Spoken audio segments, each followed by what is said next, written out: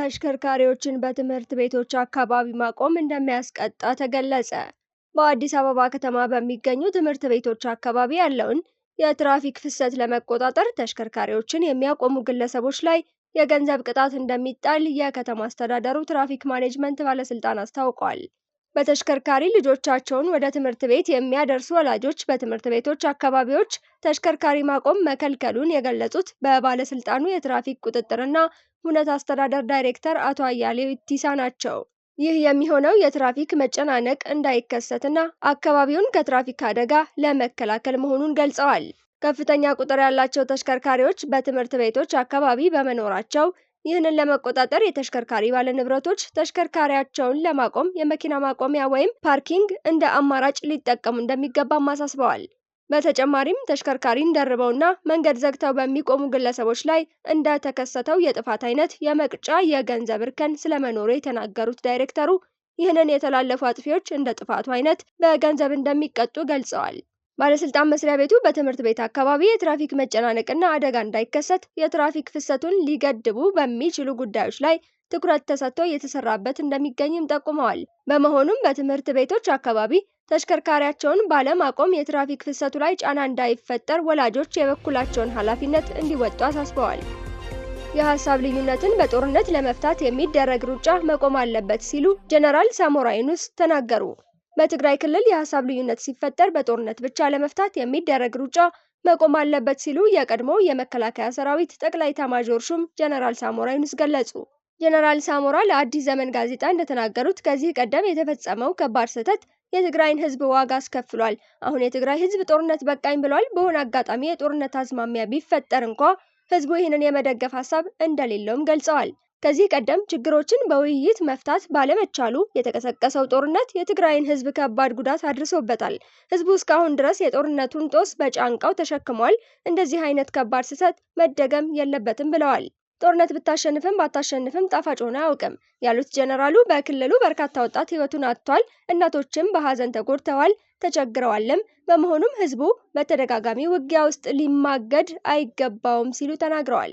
በትግራይ ውስጥ ማንኛውም ችግር ወይም የሀሳብ ልዩነት ሲፈጠር በጦርነት ብቻ ለመፍታት የሚደረግ ሩጫ መቆም እንዳለበትና ልዩነቶች በሰላምና በሰላም ብቻ መፈታት አለባቸው በሚል እምነት መጽናት እንደሚያስፈልግም አስገንዝበዋል። በክልሉ የጦርነት ችግር ይመጣል እያሉ ያልተጨበጠ ወሬ የሚለፍፉ የጦር ጀነራሎችን እሰማለሁ ያሉት ጀነራሉ ይህ የግል ሀሳባቸው ሊሆን ይችላል፣ እኔ የምላቸው ግን የእውነት የህዝብ አገልጋይ ከሆኑ በትግራይ ክልል ያለውን የጸጥታ ችግር መፍታት የመጀመሪያው ጉዳያቸው ሊያደርጉትም ይገባል ብለዋል። በሳውዲ አረቢያ 2 ኢትዮጵያውያን አንድ ህንዳዊ ግለሰብን ገድለዋል በሚል ተጠርጥረው መታሰራቸው ተገለጸ። የሳውዲ አረቢያ ባለስልጣናት በጂዳ ከተማ አንድ ህንዳዊ ግለሰብን በህገወጥ ግብይት ምክንያት በተነሳ አለመግባባት ሳቢያ በጥይት ተመቶ ህይወቱ እንዲያልፍ በማድረግ ተሳትፈዋል ተብለው የተጠረጠሩ 2 ኢትዮጵያውያን ዜጎችን በቁጥጥር ስር ማዋላቸው ተገለጸ። የጂዳ ከተማ ፖሊስ እንደገለጸው ክስተቱ የተፈጠረው በከተማው አቅራቢያ በሚገኝ ተራራማ አካባቢ ህገወጥ እጽ በመገበያየት ላይ በነበሩ ወንዶች መካከል በተፈጠረ የገንዘብ አለመግባባት ነው። ከተጠርጣሪዎቹ አንዱ ጥይት በመተኮስ ህንዳዊውን ሰው በከፍተኛ ሁኔታ ማቁሰሉ የተገለጸ ሲሆን ግለሰቡም በአቅራቢያው ወደሚገኝ ሆስፒታል ቢወሰድም በደረሰበት ጉዳት የተነሳ ህይወቱ ሊያልፍ መቻሉን ገልፍ ኒውስ ዘግቧል። ሁለቱም ተጠርጣሪዎች በአካባቢው በእጽና በኮንትሮባንድ ዝውውር ውስጥ ተሰማርተው ነበር ያለው ፖሊስ በተጨማሪም የድንበር ደህንነት ደንቦችን በመተላለፍ ተይዘው ለተጨማሪ ህጋዊ ሂደት ወደ አቃቤ ህግ መተላለፋቸውን አመልክቷል። የሳውዲ አረቢያ ባለስልጣናት ከቅርብ ጊዜ ወዲህ የድንበር ተሻጋሪ ህገወጥ የሸቀጦች ዝውውርና ህጋዊ ሰነድ የሌላቸውን ስደተኞች ኢላማ ያደረጉ ስራዎችን ማጠናከራቸው ተዘግቧል። ቀደም ሲል በሳውዲ አረቢያ ከአደንዛዥ እጽ ዝውውር ጋር በተያያዘ ቢያንስ 37 ኢትዮጵያውያን የሞት ቅጣት ይጠብቃቸዋል ሲሉ 31 የሲቪል ማህበረሰብና የሰብአዊ መብቶች ተሟጋቾች ድርጅቶች በጋራ ባወጡት መግለጫ ማስታወቃቸው ይታወሳል። የኮሚሽኑ የቀድሞ ኮሚሽነርና ቤተሰቦቻቸው በተከሰሱበት የሙስና ወንጀል ጥፋተኛ ተባሉ። የአደጋ ስራ አመራር ኮሚሽን የቀድሞ ኮሚሽነር ምትኩ ካሳ ባለቤታቸውና ልጃቸው በተከሰሱበት ከባድ የሙስና ወንጀል ጥፋተኛ ተብለዋል። የፍትህ ሚኒስቴር የሙስና ጉዳዮች ዳይሬክቶሬት አቃቤ ሕግ ባቀረበው ክስ በአደጋ ስጋት ስራ አመራር ኮሚሽን የተረጂዎቹን ቁጥር በማጋነን የተለያዩ የእርዳታ አይነቶችን ከመጋዘን ወጪ በማድረግ ለተረጂዎች ሳይደርስ ተሽጦ ለግል ጥቅም ውሏል ብሏል። በዚህም የሙስና ወንጀልን ለመደንገግ የወጣውን አዋጅ ቁጥር 881/2007 አንቀጽ 9 ንዑስ ቁጥር 3 የወንጀል ህግ አንቀጽ 32 1 ሀ እንዲሁም 33 እና በህገ ወጥ መንገድ የተገኘ ገንዘብን ወይም ንብረትን ምንጩን ደብቆ ህጋዊ አስመስሎ ማቅረብ ወንጀል ክስ በነሐሴ ወር 2014 ዓ.ም ተመስርቶባቸው ነበር።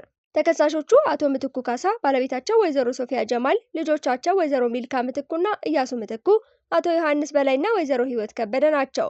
በክሱ ዝርዝር ላይ እንደተመላከተው አቶ ምትኩ ካሳ ኤልሻዳይ ሪሊፍ ኤንድ ዲቨሎፕመንት አሶሲዬሽን ዳይሬክተር የማነ ወልደ ማርያም እና ከሌሎችም ሰራተኞች ጋር ያልተገባ የጥቅም ግንኙነት በመፍጠር በሺዎች በሚቆጠሩ ተረጂዎች ስም እንዲሁም የተረጂዎችን ቁጥር በማጋነን ለበርካታ ጊዜ የምግብ ቁሳቁሶች ከኮሚሽኑ መጋዘን በማውጣት ለተረጂዎች ሳይደርስ ለዱቄት ፋብሪካዎችና ለሌሎች ግለሰቦች በመሸጥ ህገወጥ ጥቅም ሲያገኙ እንደነበርና ለዚህም ስራ አቶ ምትኩ ካሳ በቤተሰቦቻቸው ስም ከኤልሻዳይ ድርጅት በተለያዩ ጊዜ ተፈጽሟል። በዚህም በአማራ፣ አፋር፣ ኦሮሚያ፣ ደቡብ ክልል የቀድሞ ክልሎች ውስጥ በሚገኙ የግብረሰናይ ድርጅቱ ማዕከላት የተረጂዎቹን ቁጥር በማጋነን ምግብና ምግብ ነክ ያልሆኑ ቁሳቁሶችን ከኮሚሽኑ በመውሰድ ለተረጂዎች ሳይደርስ በመሸጥ ለግል ጥቅም ማዋል፣ ብድርና ድጋፍ በሚል ሰበብ በህገወጥ መንገድ ከኮሚሽኑ በ100 ሚሊዮን የሚገመት ለእርዳታ ድርጅቱ በገንዘብ መልክ መሰጠቱ በክሱ ተመላክቷል።